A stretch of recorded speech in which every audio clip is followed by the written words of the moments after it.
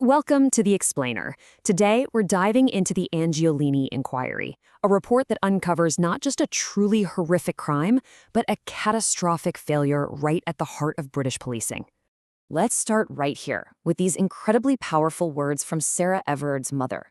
They really ground us in what this is all about, the human being at the center of this inquiry, a wonderful young woman whose life was stolen and whose memory is the reason we so urgently need answers.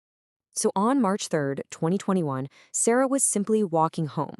That's when her murderer, a man named Wayne Couzens, used his police credentials to stage a false arrest.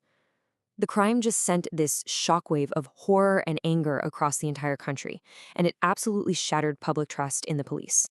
So in the aftermath, this major public inquiry was launched. Its whole mission wasn't just to go over the crime again, but to really take apart the systems and the culture that allowed a predator to carry a warrant card in the first place. And after a really exhaustive investigation, the inquiry's main conclusion is just utterly damning. There is absolutely no room for doubt. It found that because of a whole series of red flags and missed opportunities, Couzens should have been stopped long before he ever put on a Met Police uniform. The report uncovers this history of warning signs that stretch back almost 2 decades. This isn't a story about one single mistake. It's a chilling pattern of behavior that was repeatedly overlooked or just not investigated properly. Just look at this timeline. It shows this chilling progression. From his time in the Territorial Army, where allegations of sexual misconduct first started popping up, to that absolutely crucial 2015 indecent exposure report that just went nowhere. At so many different points, across 3 different police forces, the system had a chance to step in, and it failed every single time. And right here, we see that pattern of failure laid out so clearly. The report literally describes the investigations into his indecent exposures as being poor quality and inadequate. The officer showed what the inquiry called apathy and disinterest. It was almost like they were finding reasons not to pursue the cases. So you have to ask, right? How does a man with this kind of history get through the vetting process? The inquiry points directly to a catastrophic failure of police vetting, the very system that's designed to screen out exactly these kinds of people. Vetting is supposed to be the gatekeeper of policing standards. It's meant to be a deep assessment of someone's character, their integrity, and any potential risks they might pose. But in this case, the process just failed spectacularly. And this right here shows the huge gap between what's written on paper and what actually happened in reality. A critical piece of intelligence, an alleged sexual offense where he was identified as the owner of the vehicle, was either totally missed or just dismissed. There was just a staggering lack of professional curiosity. And the crucial point is, this wasn't just one error. This was a total systemic breakdown. Information wasn't being shared properly between different police forces.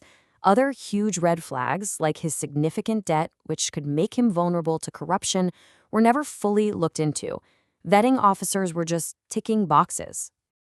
Now, the inquiry takes a wrecking ball to that old idea that Couzens was just one bad apple. It argues that the very environment within parts of policing is what allowed his behavior to go completely unchallenged. Lady Angiolini makes this absolutely critical connection. She argues that this kind of extreme violence doesn't just happen in a vacuum. It sits at the very far end of a spectrum of behavior, a continuum that starts with sexist jokes and misogynistic attitudes that are just tolerated within the culture. This isn't just a theory. It creates an environment where predators learn they can operate without any consequences. And the report is so explicit about the danger of so-called banter. When deeply offensive and misogynistic views are just dismissed as harmless jokes, it creates a culture where predators can hide in plain sight. Their attitudes get masked, their behavior gets normalized, and that culture ends up protecting the perpetrators, not the public. Okay, so the inquiry doesn't just list all the problems. It gives a really detailed blueprint for reform. We're talking about 16 urgent recommendations that are designed to fundamentally change policing. And listen, these are not minor tweaks. This is a complete overhaul. From treating indecent exposure with the seriousness it actually deserves, to making vetting so much more rigorous with psych tests and home visits.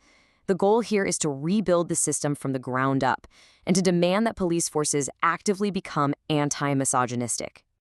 And to make sure these reforms actually have teeth, the inquiry sets some clear deadlines. By September 2024, every single police force must have a new specialist policy for investigating sexual offenses, like indecent exposure.